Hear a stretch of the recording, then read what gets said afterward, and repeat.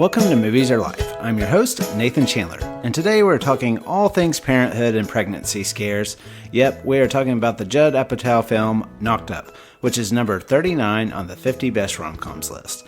I'm excited to have returning guest Matt Jankowski join me here in the studio to talk about this raunchy film, but before I do, I thought it'd be fun to check in with Whitney. So, thankfully, we are past the pregnancy stage in our lives, right? Yes. As we're speaking, Hayden's actually in the studio with us observing, so... I mean, I love the two that I have, but yes. I'm good. Yeah. I can't imagine starting anew at our age. No. Before I get your quick thoughts on this film, so we haven't touched on the new season of The Bachelor with Joey. Oh, yeah. Yeah, so I thought that our audience would like to hear your quick thoughts. We're 2 episodes in. Yeah, I like it. I was worried after The Golden Bachelor that I couldn't go backwards and see the regular Bachelor, but yeah. I've enjoyed it. I like him. He seems a little more down to earth, like has good conversations and like invokes, or they're at least showing through the edit better conversations than they used to allow. And so you feel like you're kind of getting to know him. He seems to keep the smart ones, and I like that. Yeah. Definitely more. So far, he's been better than I thought he would be. At first, I didn't think it was the best choice, but he definitely was. Zach the one before him, with the deep voice. Yeah. And so I think he's definitely more dynamic than Zach. Now, Zach is still with his girlfriend. Yes. Or fiance or whoever. Whatever, yeah. But yeah, it seems like Joey he seems like he's game for everything. He seems to be enjoying it. Yeah. So the highlight for me so far has been when the one, they always have the date where they all dress up in wedding gowns and do that whole thing. But when that one bachelorette jumped the table to get to the chair with him, that was the highlight for me. Yeah, I liked it too. It was funny. Yeah. So you, with this movie Knocked Up, you mostly watched it with me. Did you watch most of it? Yeah. So it had been a while. We had both seen it a couple of times. I think it had been a while, but just on the surface level, what did you think about the movie? Well, I obviously I was not planning to watch it with you, and I just kind of sat down and rewatched it, and so I enjoyed that part of it. I did like it. I must have enjoyed sitting down to watch it. It made me nervous again because it made me nervous last time. His apartment with all of his friends makes me real nervous, or his house with his friends makes me just a nervous wreck. But yeah. Your one big thought, I just remember you saying out loud while we were watching it, was just how you thought the movie was making women to be out to just being buzzkills as a whole. Yeah, I mean most of the time those rom-coms back then do. I mean that's what movie and TV does. Yeah. But yeah, total buzzkills all the time. And they just even the nice character, the nice dad, makes women buzzkills. Yeah. And deems it that you would think that just because those guys were in their party age, they would be seen as that, but nope, they do it to the nice dad too, and that kind of bugged me. Yeah, I get that, but Matt's waiting outside, so we're gonna call him in, and we'll talk about these films, jokes, unexpected romance, and maybe some more awkward conversations. You had one more thought? Well, I just wanted to know. Obviously, since I'm invited back and I participate in this, I'm going to throw you a softball question here. Okay, great. But I'm not a buzzkill, right? I mean, I'm the life of the party. Oh, no. Why do you think I married you? Yeah, well, I just wanted it stated. So go ahead. No. You're not a buzzkill, Whitney. You're not buzzkill, Whitney. And that's the perfect segue into the movie Knocked Up. Hello. Hi, this is Allison. I don't know if you remember me. I have something I really need to tell you. I'm pregnant. With a baby? Yes. Then what are you hitting on me for?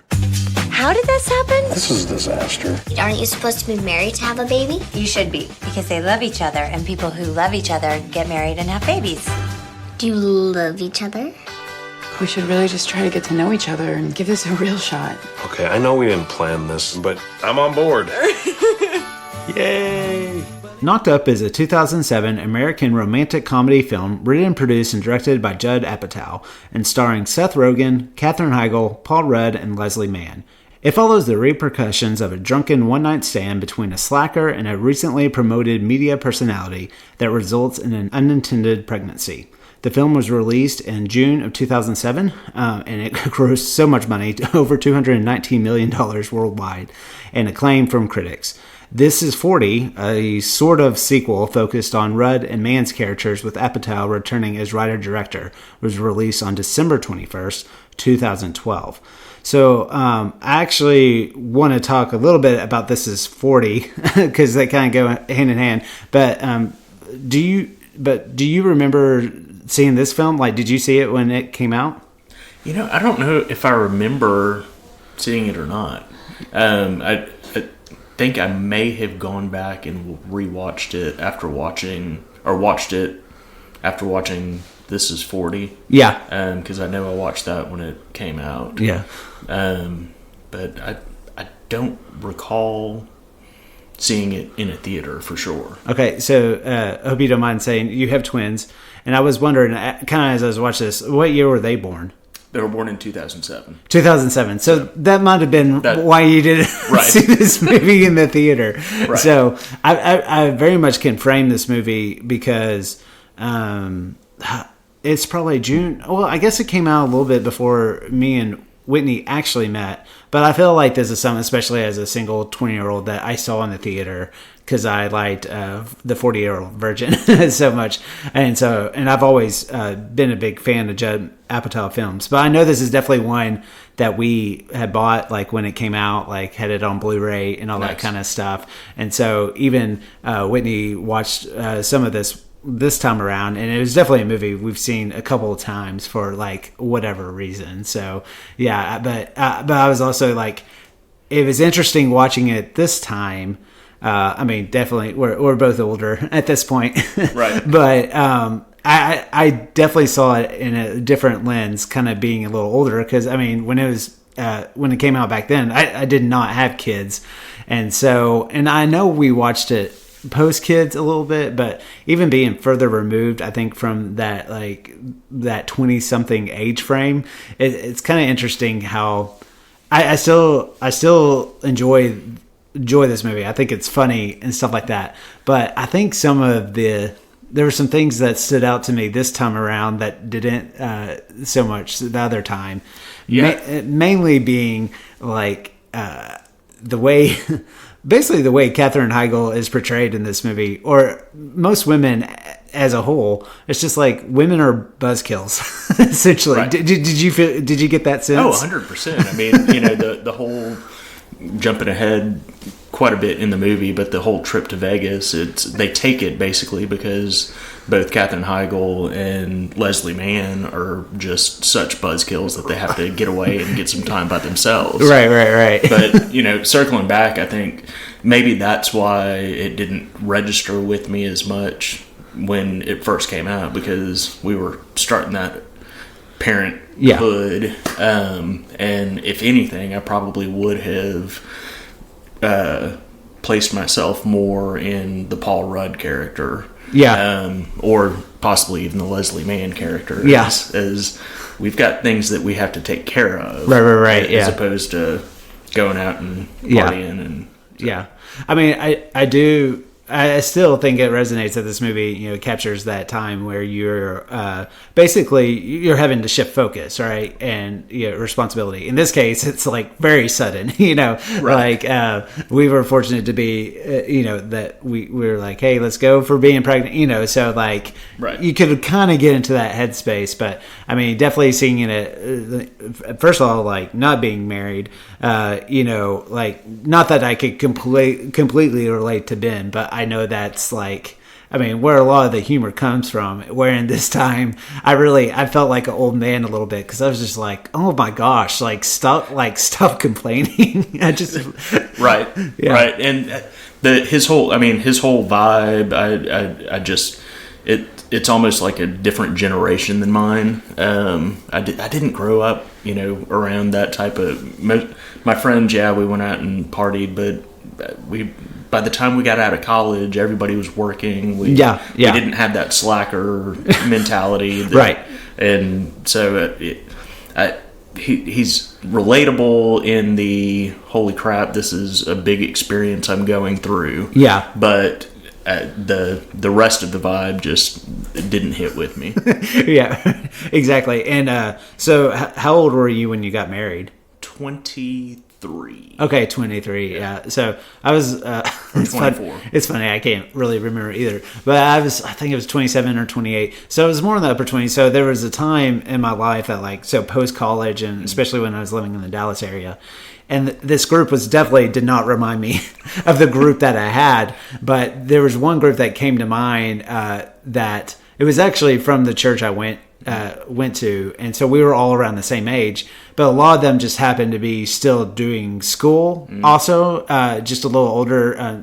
Some like one of my roommates, I forget if he was in the army, but he was in the military, and so right. But so they were about my age, but they were still in like a school frame. So like when I'd go hang out with them, it had that, not the vibe of like doing drugs and just looking at pornography on the website. It was quite the opposite. But I did relate in I was one of the few people that had like a 8 to 5 job, and they'd get started hanging out like at 9 or 10 o'clock at night, right. And we would be playing poker, and I would just have to be like, I'm sorry, I've got to go. So it did remind that group, not what was their dynamics, but I definitely can put my mindset, right. The guy roommates and like no sense of decorations or used couches, like all that sort of thing. Exactly, whatever you can find is going in the house if it's clean. Yeah. So I was going to ask you, I kind of feel a little bad because the prior podcast you were on was The Big Lebowski,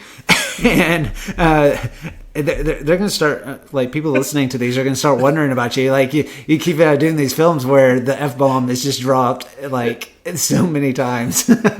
all the time. There's stoners everywhere. Right. So I was just interested to look up, but The Big Lebowski has about 280. This one has 120. So it's tame. Yeah, not quite double, but yeah, it's tame by the standards. But so yeah, kind of like I just feel like once again, this movie is very funny. I feel like the things I just felt like there was a lot that he left on the table that he could have explored in this movie.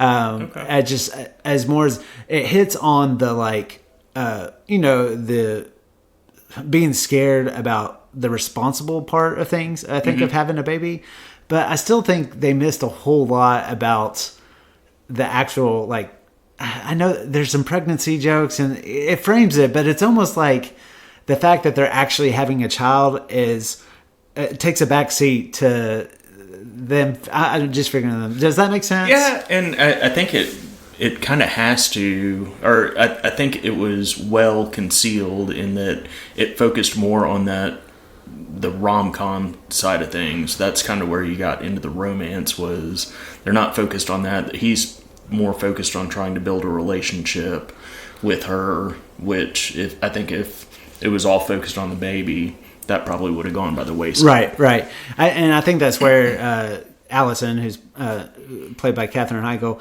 I think her character is just just underserved because, and rightfully so, she's trying to figure out her place with Ben. But I think anybody, especially who they want to have the child, they want to keep the child, she doesn't really talk about the actual baby much at all. And you're kind of yeah, you would not. I mean, yeah, Ben's a big part of it, but I just think that aspect of a female and what they're going through, I think that's where it's kind of thrown off a little bit. And you could still have Ben with his struggles and all that, you know. But sure. Yeah, I can see that. Yeah, but I think what I've always liked about Judd Apatow is just his knack for just writing humor and language and dialogue between people. And he's known for being on set and a lot of improving and throwing out lines and that sort of thing. But I think that's the appeal to this movie, especially I think with Ben and his friends. It's just their back and forth. It's very relatable if you have any close guy friends in your life. The scenes where they're just ripping on each other on the couches, especially. Yeah. I mean, you can see that they could probably just sit there all day and do that. They had charisma between all of the actors. Right. That it's like they probably just had multiple takes and just kept the camera rolling. Yeah. And each tried to one up the other. Yeah, and like the ongoing beer joke with Martin Starr's character, it's just hilarious because I do think they're funny. I can see maybe some people going like, "Why are you still joking about the beard?" But honestly, that's like what a group of guys would do, and it would just last like forever. Especially if there was something riding on it. I mean, they would never let that go. Hey, Martin, was it weird when you joined the Taliban, being American and everything like that? Like when you see a woman driving a car, do you just get pissed? Just watch your back, Serpico. You never know who your friends are. Okay, all right. You guys can't make fun of me the whole time. Wait, Martin, it's a competition. It's called the Dirty Man Competition. We're gonna make fun of you until you shave the beard. That's the rules. That's the whole point. You're supposed to be tempted into shaving. Your face looks like Robin Williams' knuckles. As a whole, do you like this movie? I do. Yeah, I do. It's I get more of the comedy out of it. Like I could sit down and watch it just for the comedy. Right. The, like you said, the whole baby kind of takes a back seat. It's the delivery scene's kind of a comedy bit for the most part. The sex scene when she's heavily pregnant, also more of a comedy bit than romance or talking about the child. So, but I mean, it's funny. It's definitely rewatchable. Oh no, for sure. I think a little bit like as I was watching this movie, and so now I'm kind of come back to This Is 40, and we were talking earlier, and we both seen that movie, and it's been a little while since I've seen it, but. It's very similar in the tone, and especially in the realistic. So we talked about the realistic jokes between people, but like the fights that occur, not just between Pete and Debbie, played by Paul Rudd and Leslie Mann, but Ben and Allison's fights as well. They're just so mean and so raw, and it kind of struck me, especially with Ben. It's like he doesn't have that inside filter. Right, It's like whatever he thinks, he's just going to blurt it out. And, right. I mean, as crass, as mean, as nasty as it is, whatever it is, he's thinking it's coming out. Right. Again, that's something I don't relate to because I'm like, dude, what? I mean, you can't come back from yelling at the hormones. I hate you, hormones. I'm not talking about you, Allison. I mean, just the fight scenes are they're top notch. They're hilarious, really. But I think. A lot of people criticize Apatow films for being long, which I think can be a fair criticism, especially for comedies. I mean, this one was, I think, a little over 2 hours. But I never mind them, one, because I enjoy them, and I think he writes characters so well that I'm fine living in this world. But I think part of it, too, is he, lets these moments and these scenes play out. And that's how, I think they would play out in real life, Right. Like, if you get to a tense fight, it slowly builds, and you get to kind of see all that. Right. But I always forget with this. I think if the sequel didn't, or not really sequel because Ben and Allison aren't in it really, but This Is 40. If you didn't know that exists, watching this movie, I almost think Pete and Debbie's relationship is just as interesting. I mean, they don't get quite as much screen time as Allison and Ben, but I kind of forgot how much their relationship played a big part in this movie. Right. I mean, it drives one whole scene, fairly long scene, when they're trying to figure out what Pete's up to. When they suspect him cheating and come into him on the fantasy baseball draft. But it you can kind of see, Allison's or Debbie's projecting her fears onto Allison throughout the movie, and has to get roped back in by Allison to hey, give him a chance.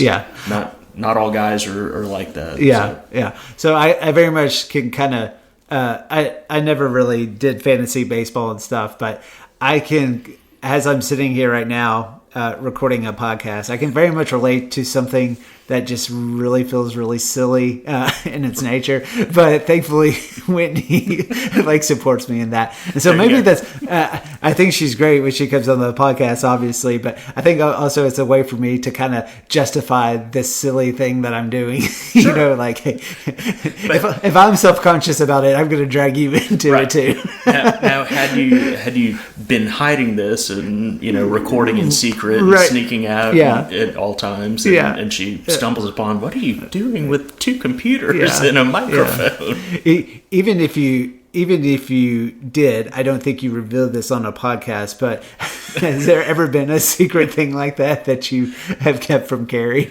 No. We've always maintained that it's better just to talk about it, and if you have something that you want to do, or you know, that is interesting to you, we'll try to make time for it. It's nowhere near as intriguing. Thing that you are interested in that she absolutely has no care at all about, and maybe vice versa. so not in a bad way. No, I mean, it's easy. Number one is pickleball, but you know, I play twice a week. For 3 hours at a time.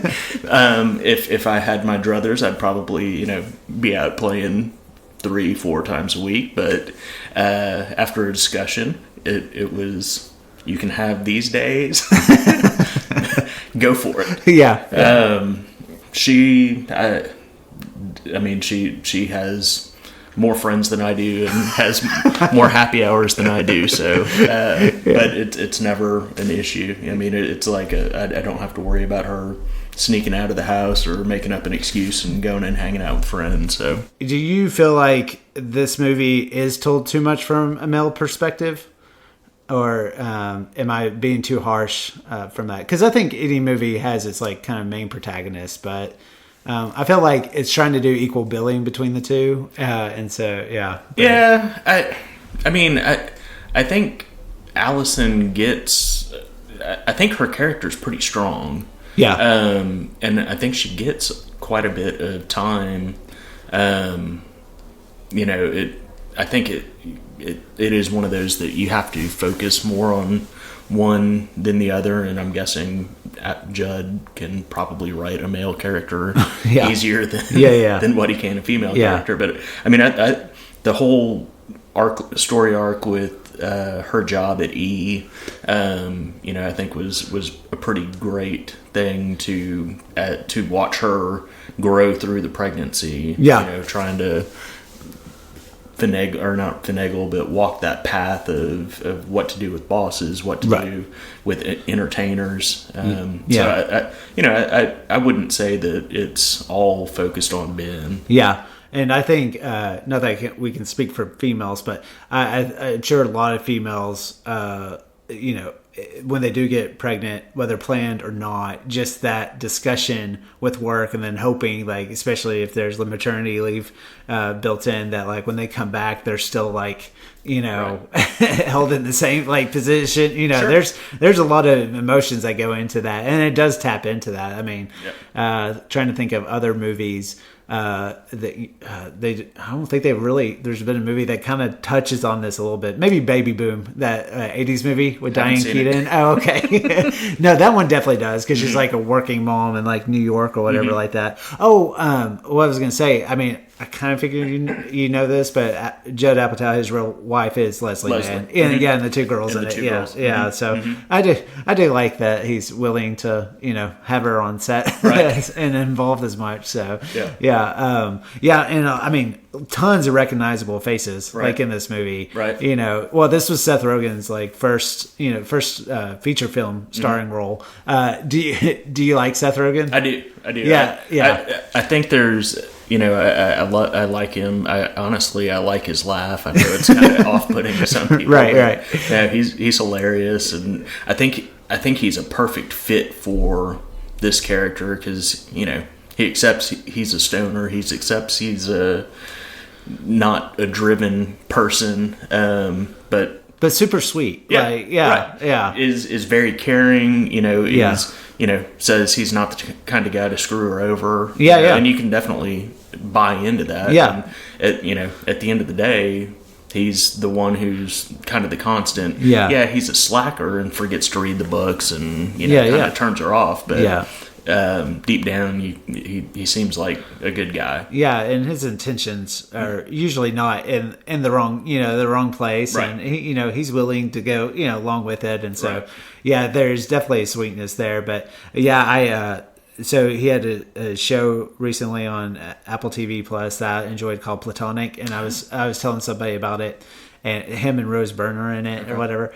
I was just telling them how funny he was, and they were just like, "I'm sorry, I can't stand him. I can't." And I'm like, I get it. Like, if you don't like him, you don't like his laugh. Yeah, probably not the show for you. Right. Exactly. Yeah, but other. I think the most surprising cameo was Stormy Daniels.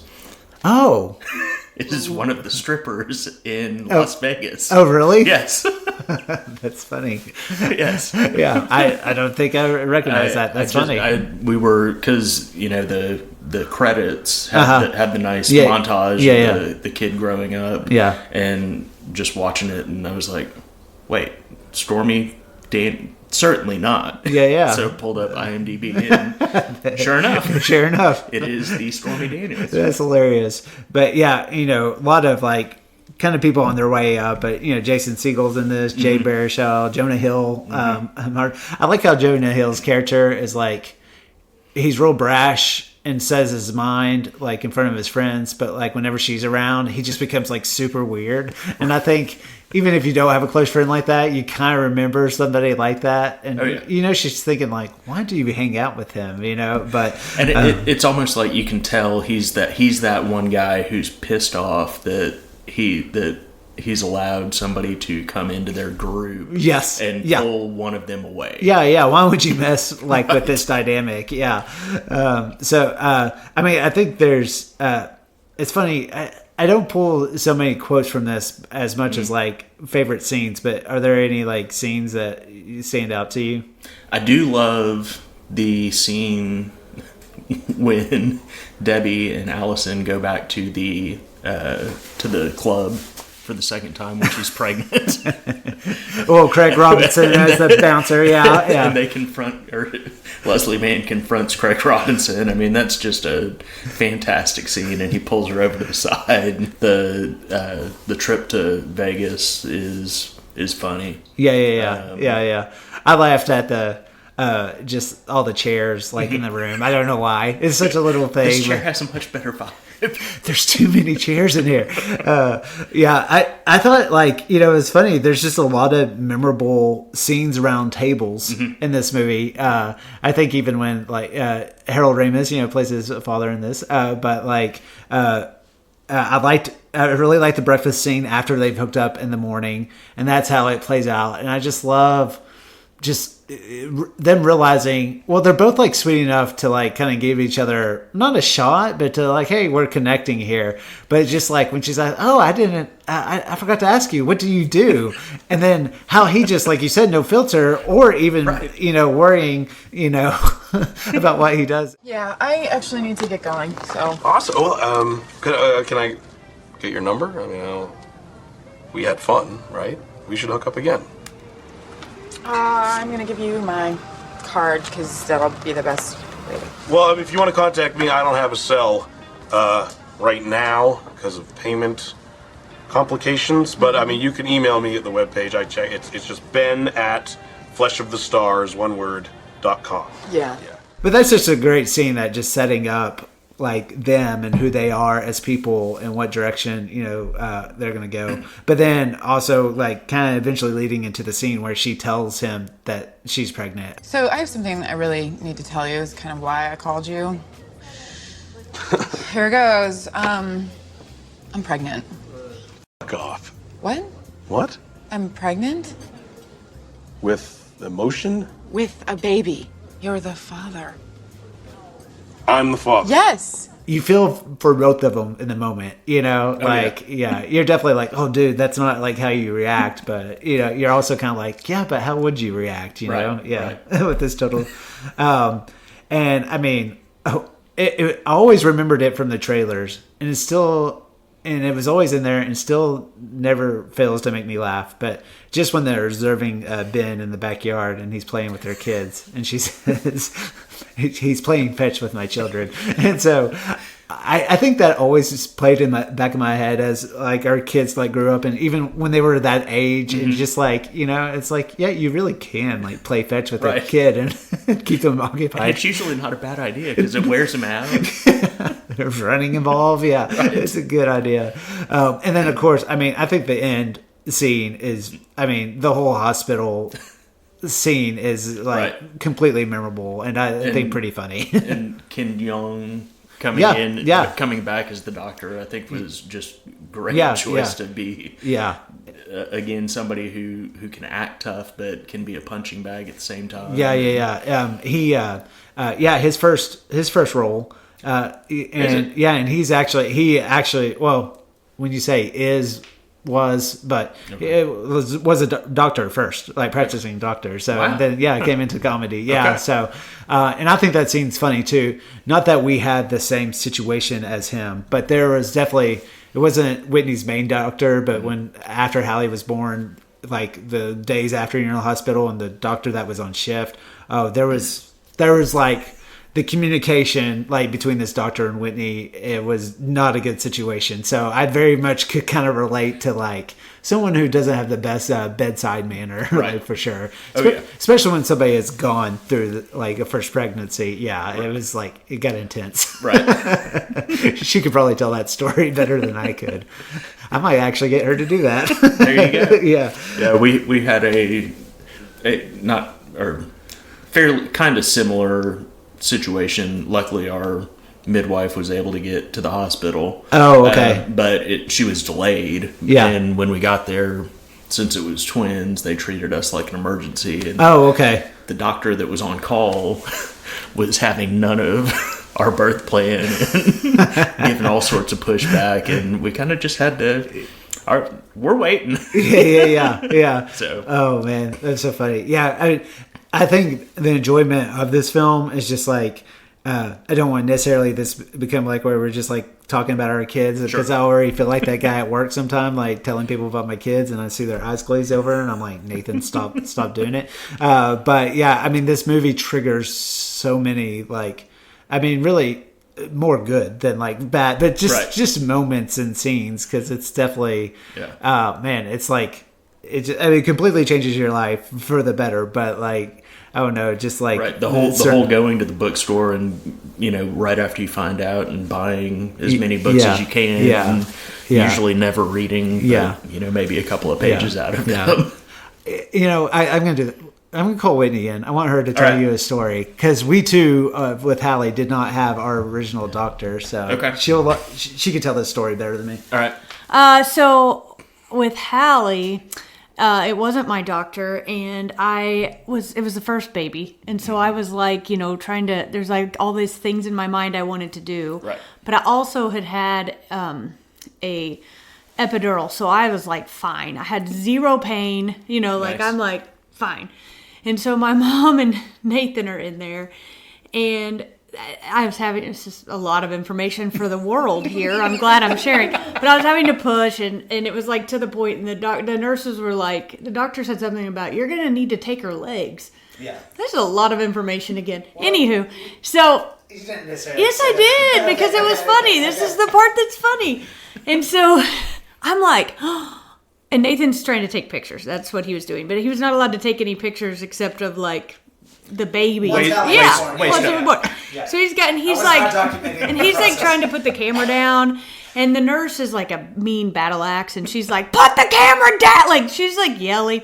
And so I'm like, I'll hold the camera, and I'm like, fine. I'm like, I got the camera. I'm not doing anything. Yeah. So I've got the camera right here, and my mom is on this side, and Nathan's on this side, like, and all I can see is the like blue sheet, right? And they've got they have my legs, and I see the doctor, and I'm like, I gotta have a picture of this. This is so funny that they're like helping me. And the doctor's like, I'll take a picture.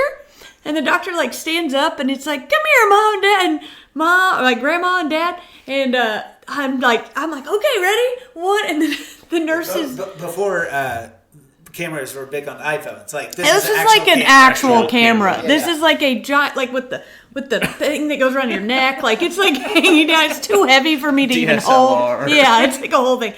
Anyway, and so I'm like, he's like, stands up, he's like, I'll take a picture. The nurse is like, sit down, doctor. The baby could have come right there. Like, she was so mad. And I'm like, anyway, so I have this awesome picture. I don't even know the doctor.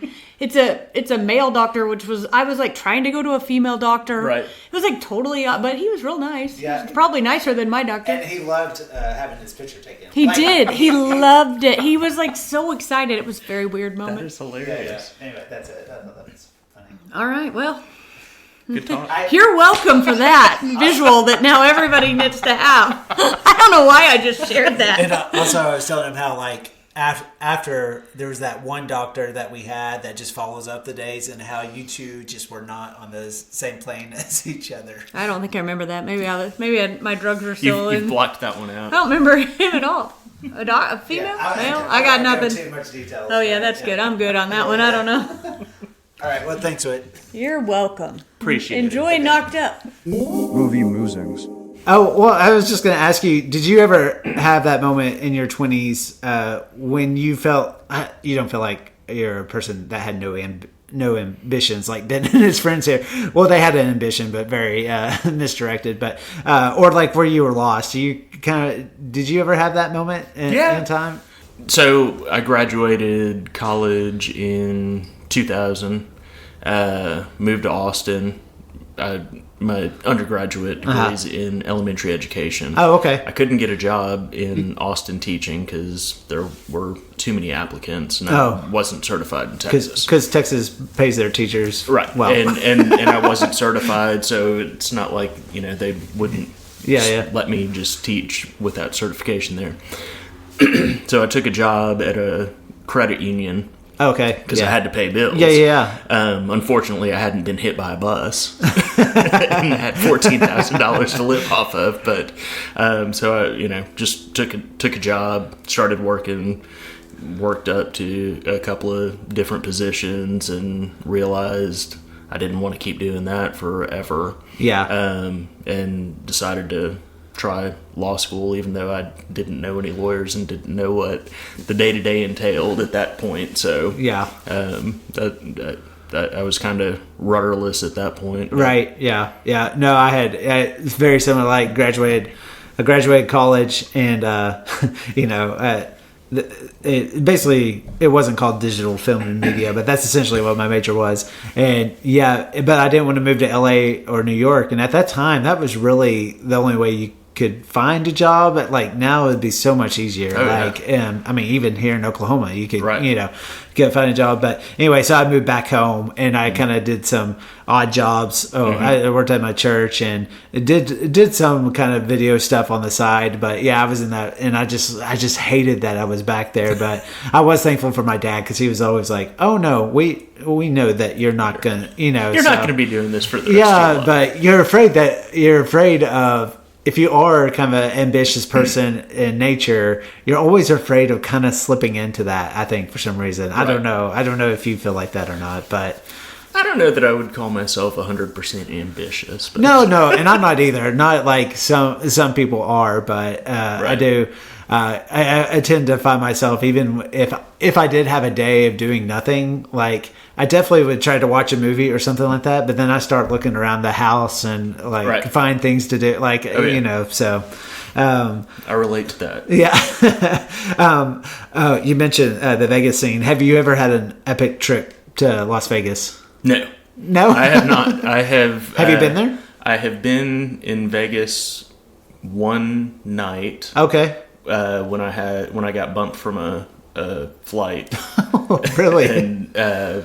and ended up having to spend the night, and I think my flight the next morning left at like 8 a.m. or something. So I got a hotel off of the Strip and took the cab or shuttle over to the hotel. Yeah. Went and walked the Strip, and I was like, I don't get it.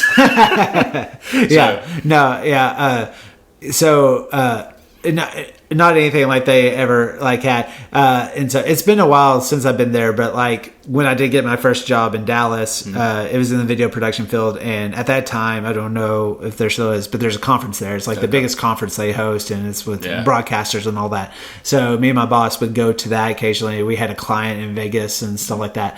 But we actually, it's just kind of funny. People even kind of laugh, but like Whitney and I, our honeymoon was there.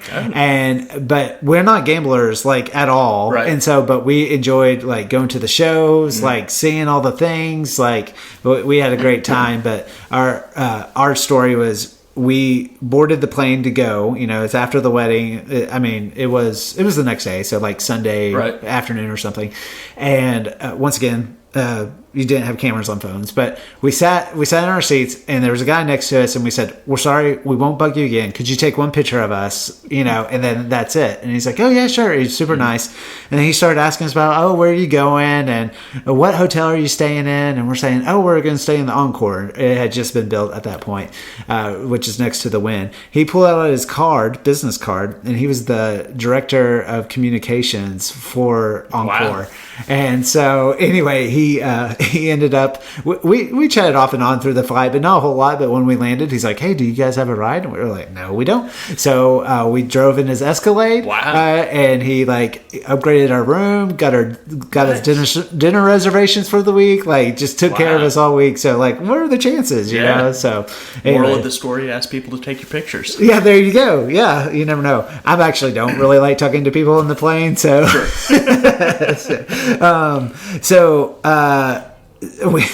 I feel like I can't tell my story because Whitney did such a good job with. But do you have like just a funny or touching or even maybe a scary memory about like your kid's birth, like in the hospital, where you're kind of talking about those like flashbacks or whatever? I just remember it was a blur. Luckily, my wife's birth went pretty quick. Yeah. Like I think she started labor the day before, but it wasn't big contractions or anything. She even went to sleep for a little bit, and she woke up like at about midnight and didn't wake me up until like 1 or 2 in the morning, and was like, "Yeah, we got to go to the hospital." And they were here by 5 in the morning. Oh, so wow. It was like once it happened. And so it was just like a blur.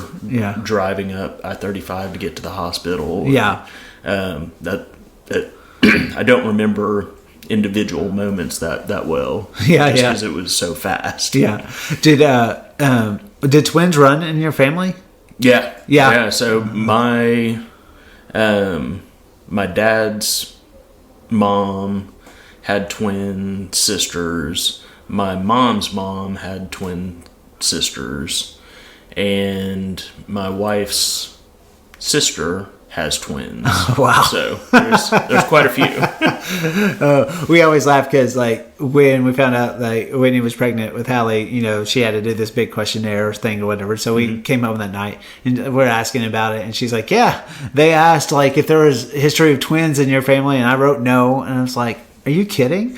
I said, "My grandmother was a twin, and my dad is a twin," and like her eyes got so big, and like, oh crap, you know. So she was a little bit on edge for a while until we found out. So my quick like kind of funny hospital story, and not that I don't.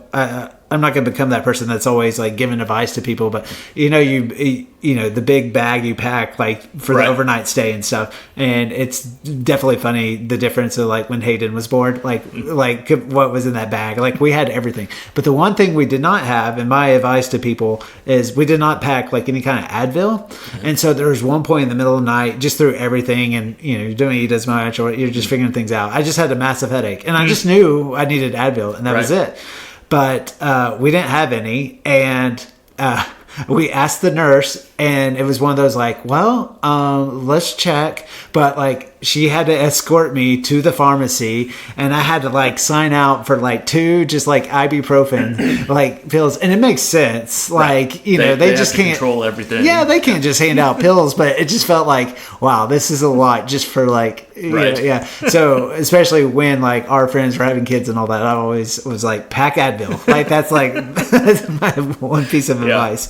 So it should have been something about the kid. No, it was all about me. I'm just like Ben, I guess. I don't know. We packed that bag, and like I don't think we opened it until after the kids were born, and we were in our room. We had like the whole playlist and ready to go. Yeah. None of that happened. Yeah, I think we even like packed like, because at that time it seems like there was like even a DVD player like for the TV there, but like we packed like movies as if we would have like something playing. Yeah, right. Rom-Com Rankings.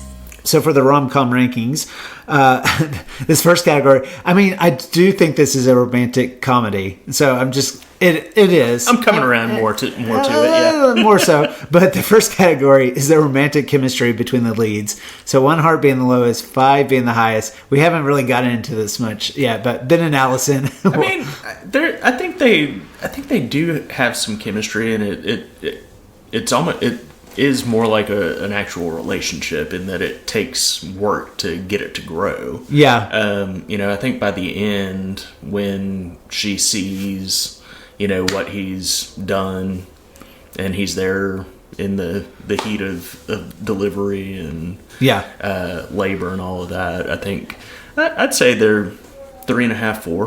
Wow. So by the end, I'm still, I don't know.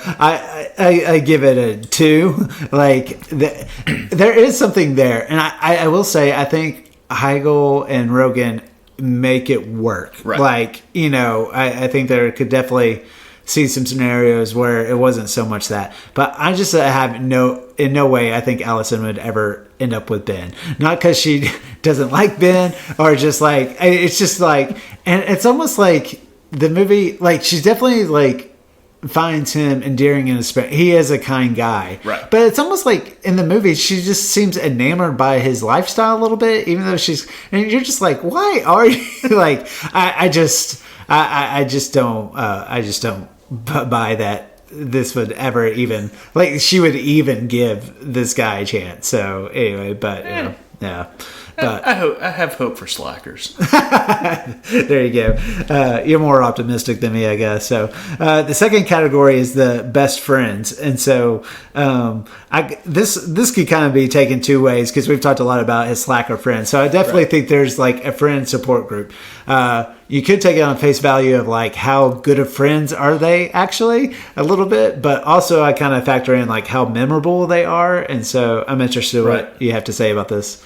So, and I've been thinking about that because I knew the question was coming, but you know, there's not. I think Debbie would be the most memorable best friend. Yeah, in the movie. Oh yeah, far. For sure. You know, Jason Segel is. Yeah, he's there, but he doesn't really add a whole lot to. Except hitting on Debbie all the time. Right. You know, I mean, there's not really a memorable moment of him exchanging some sort of words of wisdom, or even really helping him out in any measurable way, other than, you know, maybe the hitting on Debbie at the bar.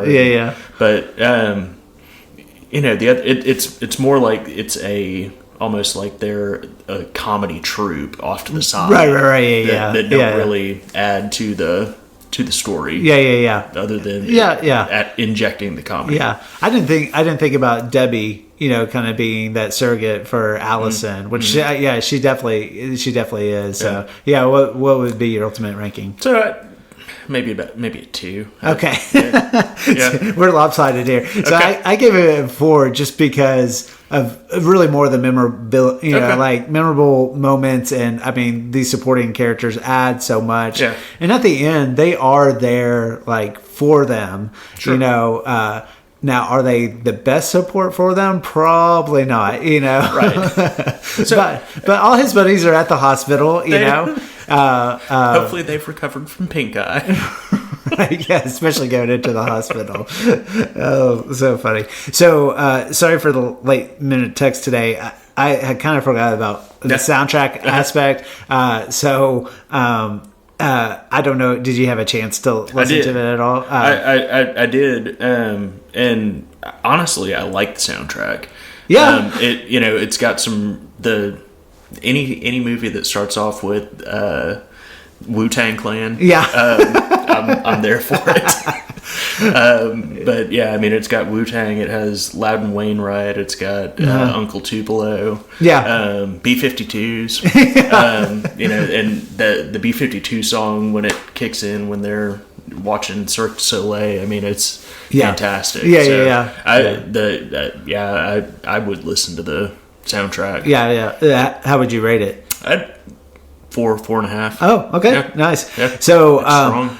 I would like when this kind of popped into my mind. Honestly, if you had asked me what songs were in this movie, I would not have been able to tell you. It was just like there was something about like watching it. Like I kind of forgot to keep this category in mind, but it just didn't register for whatever reason. But when I listened to it, there were cues that are like, oh yeah, like I completely remember. And it's this mix of like, hip hop and reggae, and kind of matches the stoner vibe there. But then these like kind of folk acoustic, kind of for those moments. And listening to the playlist, even though not necessarily like songs that are in my own personal playlist, I was like, if you threw this on, it's pretty enjoyable. And I almost forgot like. I've been such a big Apatow fan. Love the show Freaks and Geeks, but like he's known for like the music he picks for his movies and stuff. And listening to the soundtrack, I was like, oh yeah, these are like very solid picks. So he's good at picking sometimes lesser known songs, but kind of like middle of the road songs, maybe like you don't hear on the radio all the time, but are recognizable enough to be like, oh yeah, I know that one. So yeah, I ultimately gave it like 3.5, like you. I was a little surprised, like, oh yeah, I could have this on and listen to it. So, the fourth category, chase scene or declaration of love. This I guess kind of a way doesn't have a super traditional sense of it, but I kind of thought when she goes into labor, going to the hospital, I thought that kind of fit this category. I was thinking, I was like, so the first chase scene would be when he shows up and proposes with the box, the empty box, right, and then Debbie poo-poos all over that. He did what? Right. But I mean, it's not really a chase scene. No, because it comes back later. And then there's all these moments where you think that there's going to be that chase scene, like the birthday party. It turns into another fight. Right. Almost ruins it. I would agree that the labor and delivery is the chase scene. Because in those moments, what I do like is that like his heart's in the right place. Like his heart's really in the right place most of the movie, but he doesn't understand why he's really doing the things he does. Like when he proposes to Allison, like it's more like this. He precedes it with, "I want to make an honest woman out of her." Yeah. And so in the birthday party, like his like he just he's a guy who just doesn't think all the things through. And so when she does go in labor, and has to call upon him for his help, like. It's really like they don't have the love, quote unquote, love discussion, but how he finally is like the actual showing up for her. And, we talked about the doctor, how he handles the doctor, all those scenes, even though it's not these like this monologue of, monologue of dialogue, that doesn't make sense. But you know what I mean? There's not this like long, like, and this is, but that whole moment. Yeah. So I personally gave it 4 hearts because I just think the way that plays out and just the payoff and, I kind of almost forgot like when they go to the hospital, how much time we spend there. Right. A lot of other movies, like she go there, they roll in, oh, get her back there. And then and I think the fact that they actually dive into, what would be a more realistic birth than like, it's pretty funny. Yeah. So, yeah. I I don't know if I'd go 4 stars Okay. on that, but maybe 3.5. Okay, yeah, Possibly I get 4, it. but But I like it, like when she's in the bath and just like, I mean, from the other side perspective, you're just not trying to like, you don't want to accidentally say the wrong thing or step on the wrong toes, or it's really funny. But and you mentioned rewatchability, last category. Yeah. You found this a very rewatchable film. Like, what do you give it? 3.5, 4. Yeah. Somewhere in there. I ultimately gave it 4, even though like. You can read my review on my website, moviesyourlife.com. I was surprised at like what I ultimately gave it star rating as a whole, but I do feel like it was a little lower than I thought, and I'm like, I would have maybe originally thought this movie was higher in the Apatow canon, and this time it was a little lower than I thought, just because I think I saw some things that kind of really stuck out to me that I thought were real imbalanced. But as far as if it's on or whatever like that, I mean, you would get sucked in, even though some of the characters' decisions seem a little off kilter. Sure. I mean, there's enough comedy there to keep you going and keep you invested. Yeah. The story's funny. Yeah. So, I mean, definitely. I mean, I think it's definitely. I mean, from the aughts. I mean, it made a lot of money. I mean, it's a movie. I think like when it came out, it was a big deal, and people like remember. And so, if you haven't seen the film, I think it's definitely worth checking out. It'll be interesting. The 40-Year-Old Virgin's on this list. We haven't covered it yet. Now that one I have not really ever thought as a romantic comedy, So we'll see how that goes. But it's interesting. Apatow was definitely like Apatow produced stuff. I mean, he's still doing things, but there was definitely that era where it was like. Well, that's what I was in preparation. I pulled up his IMDb to see what other movies of his. Yeah. I knew 40-Year-Old Virgin. Yeah. Knew This Is 40. But he hasn't done a whole lot of more recent movies. He's done a lot more shows. Yeah, TV shows. He does a lot more producing now. And kind of does that. It's almost like he had that one maybe 5-6 year period and has just gone other direction. Recommendations. This wasn't necessarily gonna be my recommendation going into this conversation, but if you do like Judd Apatow, and because I'm doing this at the I'm just kind of going on the fly here, he has written 2 books. I haven't written the second one, but Sick in the Head, and then the second book is Sicker in the Head. But he was obsessed with comedy, and he was. We were talking ambition. He was very ambitious, but even as a like young, high schooler, he would seek out and do interviews with like comics and stand-up comics. But the book is just like basically his interviews with all these like legends and stuff like that. So if you love comedy, it's almost like a great like a crash course, almost like and I forget most of the conversations I think were when he was younger, but it might be more modern and stuff. But anyway, he came out with a second book, but they're talking about the craft and all that. But those are really good books. So anything you're like watching or telling people to check out? This season of Fargo. Yeah, great, fantastic. Have you finished it yet? I have not. Oh, okay. I'm a couple behind. Yeah.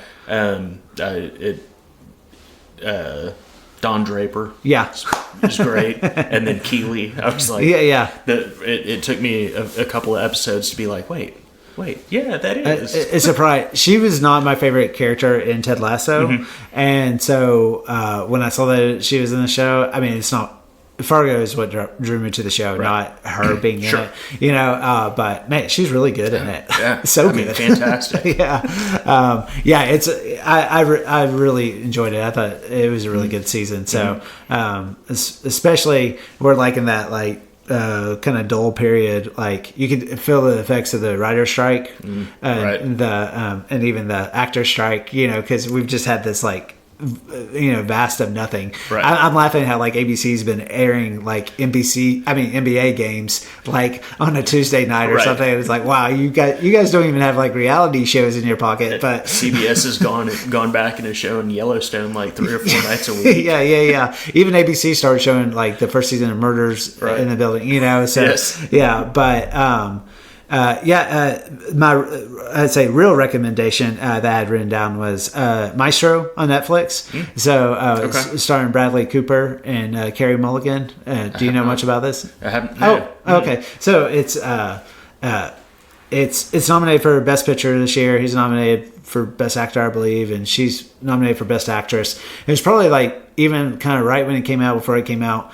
It's probably not going to win anything, but it's about the composer Leonard Bernstein. Okay. And it's really good. I really liked it a lot. It's Bradley Cooper's fantastic in it. He's the director, and it's one of those movies. It's not like the perfect film because he is like. Man, he is just throwing everything out there. There's a lot of memorable scenes, but some of the things that tie together don't really make sense. But I mean, he's just like putting everything that this is an actor's movie, But it's not so much about Bernstein the person and like his process, but it's more about the relationship between him and his wife. And so. Anyway, but I found it really good. Like, it's not going to win Best Picture. It's probably on the lower tier of that group, but I think definitely I see why it's recognized. So if you have Netflix, you should check it out. So will do. Yeah, but if you don't like loud orchestra music, like late at night, Whitney kept getting bugged that I was watching it because they would talk just like this. Then burst into a scene. So I constantly had to adjust the volume. Right. So, like I mentioned, you can always visit our website, moviesyourlife.com, to read this review. You can listen to the episode with The Big Lebowski, where we talked about that. And so maybe next time if we talk, we could talk about something that's a little bit more PG, in the PG realm. So I don't mind. Yeah. Did Carrie watch this with you? She did. Oh, yeah. Did she enjoy it? She did. Yeah. I was... She is not... one to appreciate the fruity language, right? Right.